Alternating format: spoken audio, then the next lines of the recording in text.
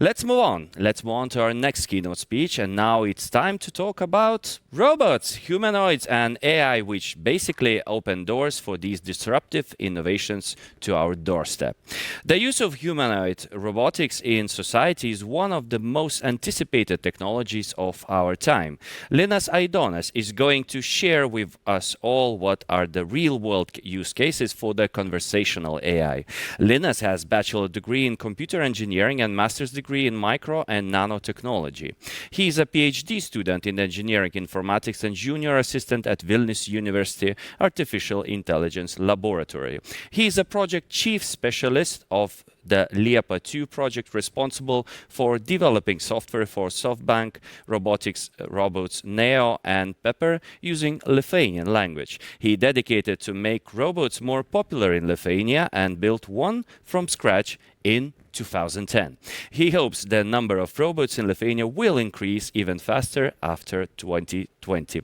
With a round of your virtual applause, let's invite Linas Aidokas, Project Chief Specialist of Liepa 2 project, on the stage.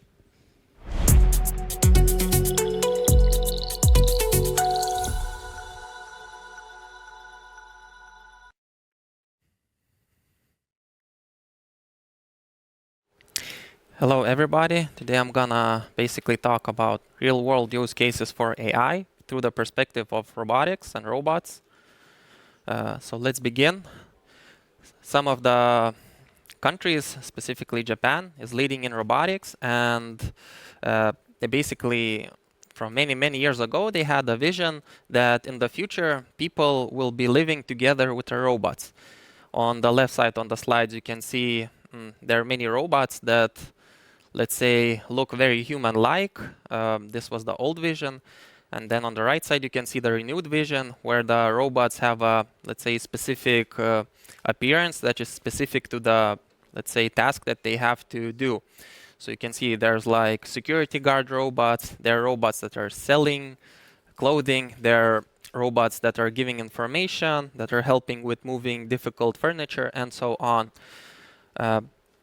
Nowadays, it's not such a, let's say, it's not just a vision. There are already, let's say, real use cases, and they're not, let's say, that new. There are many human-like robots used in many different areas, such as robot guides. There are already robots that are selling clothing, selling other items, promoting, let's say, smartphones, promoting fashion. Also, there are also robots that are helping let's say, the doctors to watch over the sick patients or keeping them company, answering simple questions for them, as well as there's many robots that are already being used in exhibitions where if the, let's say, our guests of the exhibition have like many simple questions, the robot can easily have a simple conversation with the person, and basically, the robot replaces the human. So instead of one human interacting and talking about simple topics, the robot can replace him completely. So everything, all of this and even more is possible just because of robots and AI. And those robots are not just used in those areas. There are many robots that are used, let's say, in robot hotels. Not all of them are, let's say, looking like humans. Some of them may look like dinosaurs. They can have other shapes. We have such robots, at least a few of them in Lithuania. They're not very human-like, but they do have shapes that are similar to humans, as well as there are other, let's say, use cases for such robotics. So in the Europe, we have some robots, let's say, that are already working. One of a very good example is a robot, humanoid robot Pepper, which is working like a receptionist in Paris. So basically what the robot does is completely replaces the receptionist person. So when you come into the office and when you have a scheduled meeting with some of the person from the, let's say, company, you don't need to go and talk to the person sitting in the front desk. You can just approach the robot and talk together with the robot. The robot can call the other person, to that person that you have scheduled a meeting. Also, while you're waiting, you have like, let's say, ability to talk to the robot, or let's say ask him information about the company, or let's say about the person that you're going to. You can get some information from the robot, and it's becoming more and more common in here because just keeping a person in the front desk and paying him just to wait around and answer simple questions for the visitors is becoming more and more expensive. With the use of the AI and the robotics, you can easily replace such people, and instead of having, let's say, people sitting all day in front desk, you can just have a robot which can sit in there also on the front desk 24/7 and answer and service the, let's say, all your guests without the need of other people. As well as medical uses, there are many other, let's say, use cases where robots are being used in the hospitals. People always get sick, not just during this pandemic. People get lonely. Doctors don't have time to sit around and, let's say, talk and communicate with the sick persons. Of course, obviously, those sick persons, they miss their, let's say, children, grandchildren, brothers, sisters, mothers. So while using that, it's not always possible. Recording in progress.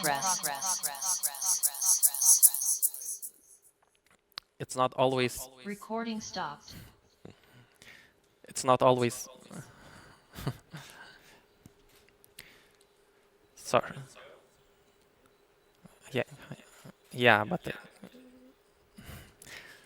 sorry for the interruption. So yeah, even if I try to call our family, let's say, or relatives, they cannot always pick up. They can't always be, let's say, online. So there's like a big need, or let's say people want to communicate with somebody, to talk to someone. That's where the, let's say, conversational AI and the robots kick in, where they can really help such people and make their, let's say, visit at the hospital a lot enjoyable and cause less suffering, so that they at least, maybe that the robot is not perfect. It cannot like speak in every single topic. It cannot have like very advanced, let's say, topic generation algorithms and so on. But it's like a very fun and very interesting attraction. And most people, there's data published online that had to interact with such robots. They really see it as a very positive improvement in the hospitals, which reduces loneliness, homesickness, while they're hospitalized in the hospitals. As well as there's even more robots spreading in other areas. There are robots, let's say, that are being used in the banking industry, as you can see in Japan. Not only in banks, but there's also many other robots that are being used to service people. For example, there's restaurants, there's telecommunication service, let's say telecommunication service companies. Instead of hiring consultants or hiring, again, service desk or receptionist, it's much more easier to put a robot which works 24/7, doesn't need a salary, just need, let's say, electricity. As well as there's many, right now there's cafe shops opening which are being, let's say, serviced by robots. The only human workers, let's say, that are working in there are only making food. So instead of interacting, let's say, with people, having small talk, the robots can do that for the, let's say, instead of the people. And while the robots are interacting with customers, trying to find out what they want to buy or what they want to do, where do they want to sit, instead of, during that time, the other people can already start making and fulfilling orders or try to do other more creative tasks instead of trying to get information from the customers. There's also other very interesting, how's it called, uses for such robots, which are basically TV shows. There's, again, quite a bit of robots. They can vary in shape and sizes. Not all robots can be, let's say, small. They can be also made fat or very big and large. This is quite, let's say, also interesting because you can use that AI in conversations during or hosting TV shows. And what makes it very interesting, you cannot really predict what the AI will generate, what will the robot will want to talk about. So when you have TV variety shows, which are very popular in Japan, you can have very interesting conversations, or you can get, let's say, very interesting and shocking, let's say, moments in the TV shows. And basically the AI adds a little bit of spice, let's say, in having very interesting and uncommon conversations, even on such TV shows. Also, there's, for example, this is one of the famous people in Japan, let's say, and he has lots of fans. Not always fans, let's say, have time to talk to the, let's say, original or the person or the celebrity. So when you have a copy of a celebrity, you can also, let's say, implement part of his, let's say, knowledge or information into the robot or a copy of him. And instead of just him interacting with the fans, you can also have the robot having conversations with his fans, talking to the other people. So that way you can have, basically two people to have photos together, to talk to each other together. Also, there's then the ability for the, let's say, for the person and the robot to be at the two places at the same time. There are many other different robots as well, which are like very beautiful. They're very advanced. They use very difficult, very impressive AI. This is one of the Geminoid robots. This robot in particular is Aidokas robot. This is one of my personal photos. So basically what is already done, at least in Japan or in Asia, Japanese have quite amazing AI technology where they used over 3 million Twitter, let's say, topics, and they use that to teach the robots to generate its own topics. So basically what they did, they had a huge neural network. They had millions and millions of data topics, and they taught the robot to think of the topics and think of what robot should say live in real time. Also, the robot is perfectly able to try to predict what you'll be able to say next, or where the topic could spin off, let's say. Also, if you say something that is not predicted, the robot can easily remember what have you said before. It can easily generate other new topics, and using this AI approach, you can have very interesting, very fulfilling, almost human-like conversations with the robot. You can talk with the robot for hours and hours, and you'll never get the same, let's say, question or topic or the same answer, because it's always, let's say, generating new and new ideas, and it's only possible because of AI. It would be impossible just to sit and generate millions and millions of topics and, let's say, include every single word that is in Japanese language and so on. Such technology is also being used, let's say, in other robots. They're being connected to the cloud. We can usually use the AI. We can put it in the cloud. Then we can have a bunch of robots that are being connected to that cloud and using that AI technology. One of the big, let's say, good examples of such use cases are the same Pepper robots, where they are working as robot guides, let's say. Before, Japan was hosting Tokyo Olympics. So before the pandemic hit, Japan heavily invested into robotics because it's very expensive to train people to learn English, then to accept many foreigners, then to host the Olympics as a translators, let's say. And then all of those foreigners go back, and then all of that people time, all of that money is basically wasted because you don't need any more people to translate so many languages. And so basically all of those people forget the language, the money is wasted.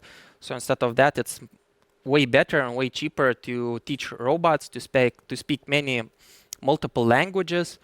And when the, let's say, conversations are simple and easy, you don't really have to train much those artificial intelligence models. Just like Professor Jurgita before was talking about, let's say, problems with smaller languages. Robots are a perfect solution for that because, like I said, you don't have to invest heavily into people. You can just invest heavily into a robot, teach him how to translate smaller or not that popular languages, put it in the cloud, then you can connect it to the network of robots, and they will be happily to work and translate all those, let's say, languages into other languages. Let's say if you would go next time to Tokyo Olympics, you can easily speak your native language and the robots would easily could translate it in Japanese, or if they talk, let's say if somebody else talks in Japanese, they could translate it to your local language. And everything is possible using AI. Another very perfect example is Hitachi Emiew robot. It was completely designed for that goal in mind.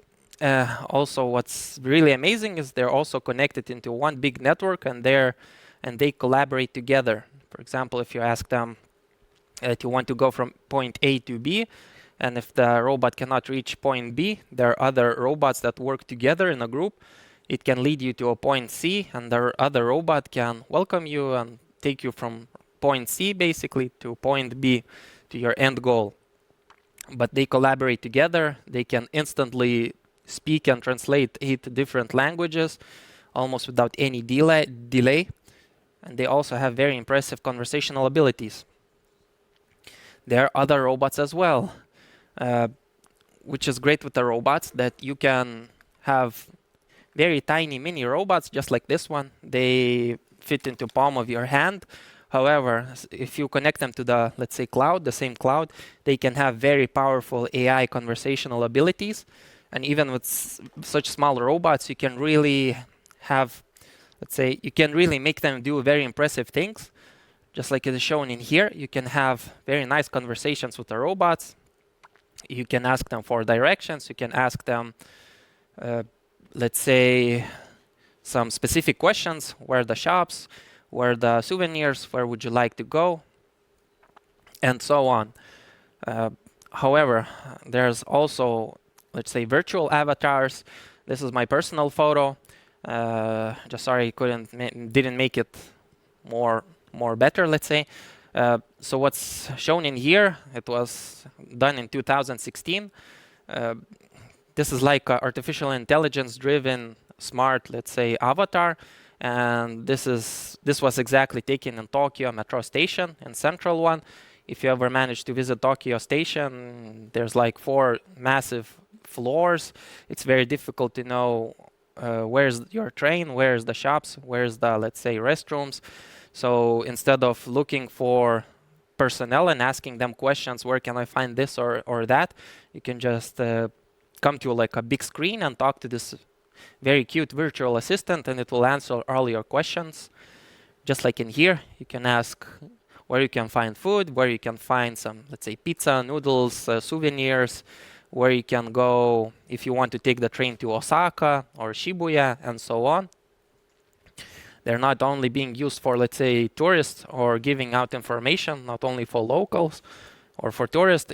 You can also, well, they're already being used also in the vending machines. If you've ever been in Japan, there's millions of vending machines and they use hundreds of different products.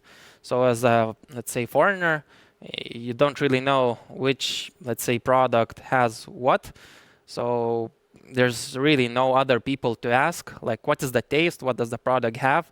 So instead of that, you can have or talk these virtual AI-driven, again, avatars. You can interact with them and find out more information about the product, what they're made of, and so on. Also, you have the robot hotels, where the only staff are the security guard, the owner, and the cleaner. Everybody else is a robot. And as you can see, they're different robots, human-shaped. Then you can have industrial robots, industrial, let's say, arms, and then robot dinosaurs, and so on. Again, their use is to have conversation, to talk to the, let's say, customers, interact with them, and answer different questions. Another case is when you have, let's say, robots reporting the news. They don't really talk much with the people, let's say. However, but you can replace the newscasters. And these robots, for example, work in Tokyo Iraikan Museum, and they report the news 24/7.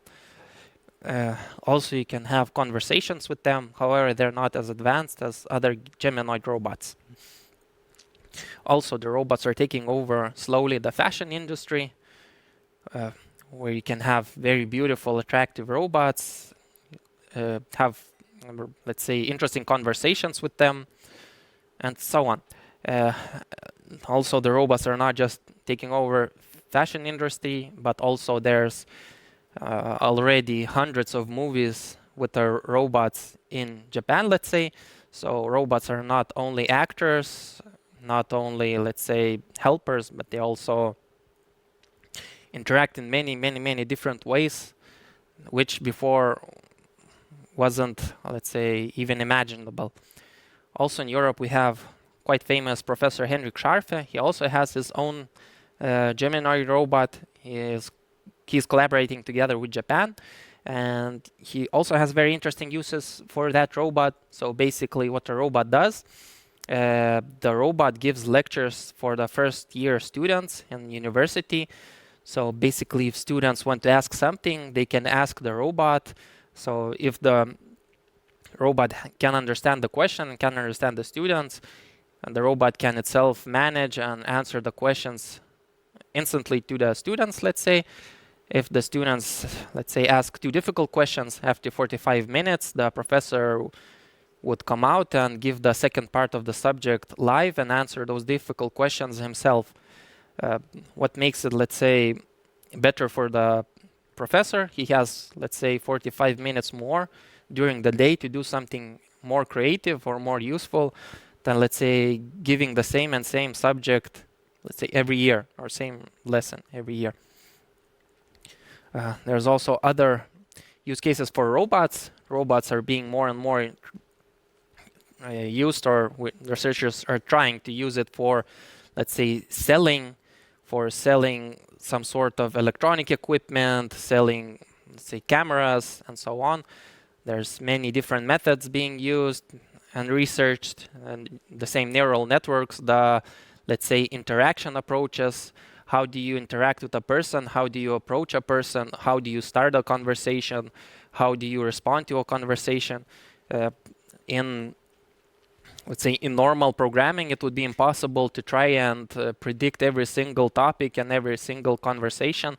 That's why the AI methods really help, and it's only possible using, let's say, AI.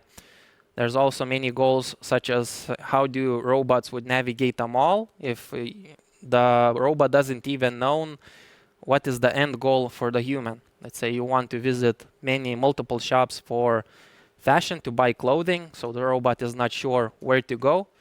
So not only the robot has to lead you and keep a conversation to you, but also he has to use, let's say, some sort of intelligence to try to predict what shop would you like, where would you go, and what is exactly your true end goal. This topic is also not new. There's already lots of research being done, at least in Asia, China, Singapore, Japan, where the robots are basically being researched. How would they help? How would they predict? And how would they help the customers in one way or another, such as pointing where the item that the customer needs, where's the item that the customer needs, how to lead them, how to welcome them, where they're coming from, how to deal with children, how to deal with adults, and so on. There's also other quite interesting research in, let's say, communication and AI-based communication, when we have two robots and we have a third party, which is a human, and those two robots only talk to each other and they ignore the human. However, they pretend to understand the human, but the human doesn't know that. So when the, let's say, robots share a story, they can try and trick the people or human into believing that he's talking to them. And there's lots of very interesting research where we generate lots and lots of stories, or basically conversations between the robots, and we can trick the people or humans into thinking that the robots are also including them into their story and talking together with him. There's also more and more robots. A perfect example is NEC Papero robot, where the robot talks to the elderly people and helps them with many various tasks, like finding out the news, connecting with the their relatives, grandchildren, and so on. This robot becoming more and more popular in Japan. There's already more and more people in Japan using and renting this robot. There are already some use cases where elderly people talk to this robot over 50 times per day. In Lithuania, I was responsible for Liepa 2 project. This project is finished. We also use similar robots. However, they're not as advanced as the ones in Asia. But we did implement a little bit of, let's say, just small parts of artificial intelligence. And we did it in Lithuanian language, so it's localized. This is one example where we basically have children or other people interact with the robot, and we can have, well, many multiple answers, let's say, and robot uses parts of the artificial intelligence to interact with the children. And thank you for your attention. That would be it. Thank you so much for such a colorful and full of cases presentation there. We do have questions, and I'd like to say that the first question comes from Jurgita Kapačiūtė-Dzikienė. And she's asking, we all know that robots are the most interesting to children, but children's language is more difficult to understand due to speaking manner, vocabulary, and etc. Do we need separate models for children and adults? And the second question, how the Lithuanian language can benefit from the research done by or for other languages? So answering the first question, yes, the children language is different, but the children language is most of the time incorrect. They don't pronounce it correctly, they don't pronounce the ending, they try to shorten words, they try to speak too fast. So, for example, what a robot does very well, if the child doesn't speak correctly, then the robot ignores the, let's say, the child. So in a way, it, let's say, forces the children to talk in a, let's say, correct language, correct Lithuanian, so that basically the robot is also becomes like a language teacher. It also teaches the children to speak correctly. And then the second question would be about Lithuanian. How the Lithuanian language can benefit from the research done for other languages? Lithuanian language is very different from other languages, and let's say, I think all of us used the Google Translator and saw that it's not that simple to translate English text to Lithuanian. That is because we have many exceptions, many rules, which are very difficult to, let's say, implement in a normal way. That's why we really need, let's say, use of neural networks or AI. So to teach, let's say, some sort of AI to translate all those, let's say, phrases or languages correctly. So Lithuanian language would really, well, basically it would really improve if we could really develop good AI for translation, because the products that Google uses are not, let's say, enough nowadays. People or customers want better quality, better translation than we have today. Okay. Also, we see so many cases from Japan as a country, right? We have seen robots from USA, and I will not be mistaken mentioning Boston Dynamics. They are at the same moment very frightening, yes, and also exciting. But my question is, so what's happening in the rest of the world? What are the other countries doing, and who is leading some specific maybe ways on, or sorts of robotics? Could you share maybe some information on this? Well, I would still say that Japan is leading. Still the leader in robotics, as well as in AI. However, China is becoming a very big player in AI. Then I hear more and more about Singapore. America, not so much. However, they are improving in that area, but I don't see, let's say, that many articles compared to China, let's say. What about European Union? Do we have any very strong and promising initiatives that you would like to mention? Well, I would like to say Germany for sure, because they do have more and more robots. They're heavily investing in this area, and they improving more and more with the AI, let's say. They even have very strong plans for the future. They have very good set goals that are really working towards to. They have strong goals and basically are working towards realizing them and having good AI. I have so many questions about this small dude here, but maybe the question that would help us end this Q&A session is, when do you realistically yourself predict that our home users will have the robots helping them at home? But realistically, how much more time do we need? Well, I would think maybe 30 more years. 30 years. Yes, because 20 years ago, when I was still a kid, let's say in the school, everybody would make fun of me that robots would never come to Lithuania and we would always be stuck, let's say, in those ages where we didn't have smartphones, didn't have any robots. However, after 20 years, we have a robot on the table, we have AI, we have very advanced systems, and everything seems possible. Of course, there's really, let's say, many problems in the robotics. There's many things to solve, but research, at least in other countries, researchers are not sleeping and they're really working hard. And there's more and more solutions every year. Amazing. If there's someone that is looking currently at us and is super excited and interested in robotics and would love to join you on your researches, what should those people do? Connect with you on LinkedIn? Well, sure, you can connect me always on LinkedIn, Facebook, let's say my website or university. I had many students before. Let's say I would help everybody. I would answer almost every question. Of course, sometimes I may be busy, but even if I'm busy, I always answer and always reply back. So if people really want to connect to me, it's really simple. Just drop me a message or an email. I can promise I will reply to everybody. Or at least you will allow to play a bit with that small guy there. Yes? Oh, yes, of course. Okay, Linas, thank you so much. Thank you so much for such an inspiring presentation. Good luck on the projects and the researches you do. And we hope to see you next year having already a robot that will speak in Lithuanian. Yes, that is my goal, actually. Amazing. Thank you so much for that. Ladies and gentlemen, that was Linas Aidokas, Project Chief Specialist of Liepa 2 project, programmer of SoftBank's Robotics Now and Pepper Robots.